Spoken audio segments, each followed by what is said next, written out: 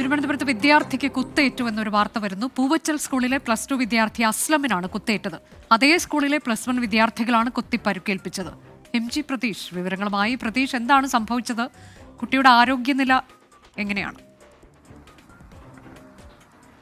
അനുജ, വിദ്യാർത്ഥികൾ തമ്മിലുണ്ടായ സംഘർഷത്തിലാണ് ഒരു വിദ്യാർത്ഥിക്ക് കുത്തേറ്റിരിക്കുന്നത്. പൂവച്ചൽ സ്കൂളിലെ +2 വിദ്യാർത്ഥി അസ്ലമിനാണ് കുത്തേൽക്കുകയും ഗുരുതരമായി പരിക്കേൽക്കുകയും ചെയ്തിരിക്കുന്നത്. ഒരു മാസം മുമ്പ് സ്കൂളിൽ ചില സംഘർഷങ്ങൾ ഉണ്ടായിരുന്നു. അത് +1, +2 വിദ്യാർത്ഥികൾ തമ്മിലുള്ള സംഘർഷമായിരുന്നു. ആ സംഘർഷത്തിൽ അധ്യാപകർക്കുൾപ്പെടെ പരിക്കേൽക്കുന്ന ഒരു സാഹചര്യം ഉണ്ടായിരുന്നു. അതിന്റെ തുടർച്ചയായാണ് ഇന്ന് പൂവച്ചൽ ജംഗ്ഷനിൽ വെച്ച് വിദ്യാർത്ഥികൾ തമ്മിൽ ഏറ്റുമുട്ടിയത്. ഇന്ന് സ്കൂളിന് അവധിയായിരുന്നു.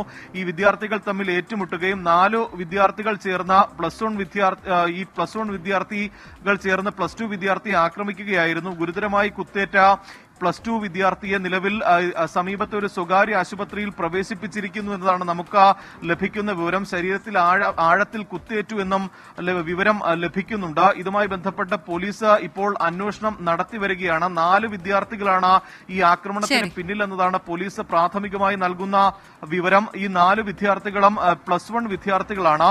+1 വിദ്യാർത്ഥികൾ ചേർന്നുകൊണ്ടാണ് +2 വിദ്യാർത്ഥിയായ ഈ അസ്ലമിനെ കുത്തി പരിക്കേൽപ്പിച്ചിട്ടുള്ളത്. ഇത് ഗുരുതരമായ പരിക്ക് അസ്ലമിന് ഏറ്റിട്ടുണ്ട് എന്നുള്ള ഒരു വിവരം കൂടി ഈ മണിക്കൂറുകളിൽ പുറത്തു വരുന്നുണ്ട്. എന്തായാലും ഇതുമായി ബന്ധപ്പെട്ട പോലീസ് വിശദമായി ഇപ്പോൾ അന്വേഷണം നടത്തുകയാണ്.